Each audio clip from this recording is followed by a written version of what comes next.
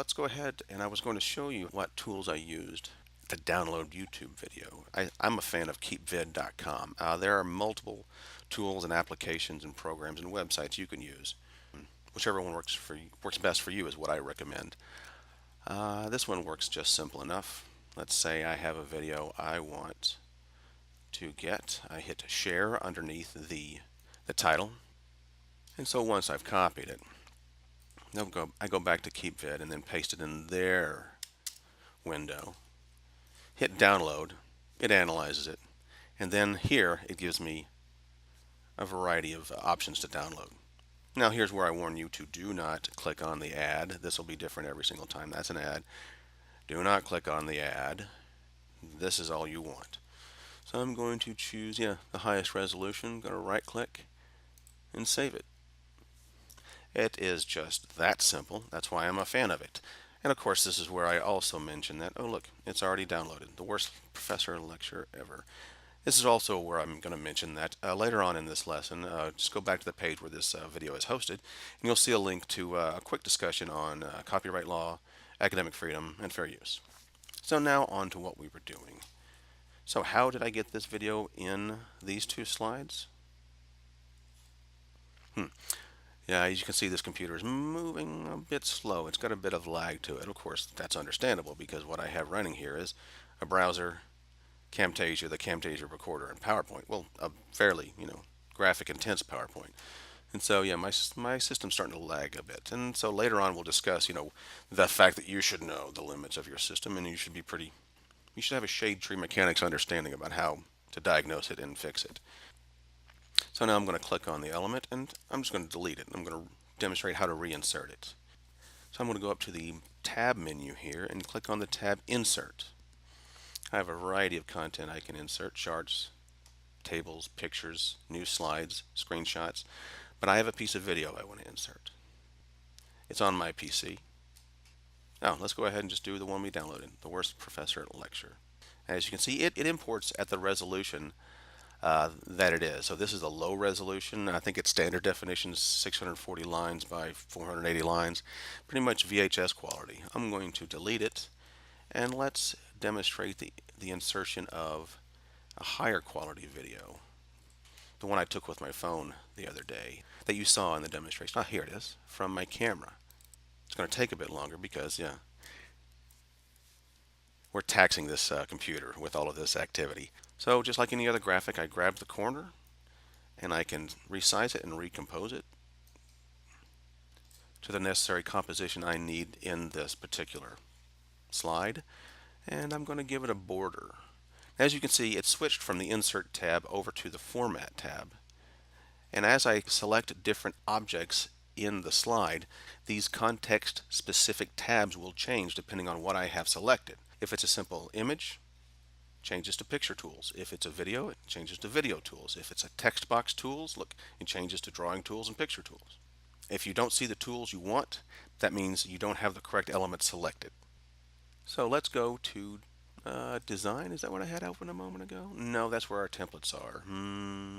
Oh, Format. That's what I had a moment ago. Yes. And I want to put one of these cool custom borders on it. It calls it Video Styles. Let's select a couple of others. And it makes it much more interesting than just your basic insert window.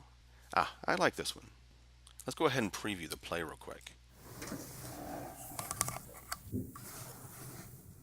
You don't recall hearing that when you watched this video earlier. So how did I get rid of the audio? Well, I just simply went over to the volume and set it. I can set it all the way down, or I can mute it. That's how I got rid of that audio. Let's dictate how it plays back. Well, the default setting is on the click. It'll start playing when I click upon it. So I recommend leaving it. It'll be triggered on the click because you'll need its playback to be coordinated with other elements on the slide and, of course, your narration. Okay, what else do we need to do? Well, you probably noticed this trim video tool right over here. Let's open it up. And of course, you recognize the shuttle controls to play, rewind. Here's the timeline here. Oh, look, it even has a little representation of the waveform of the audio track.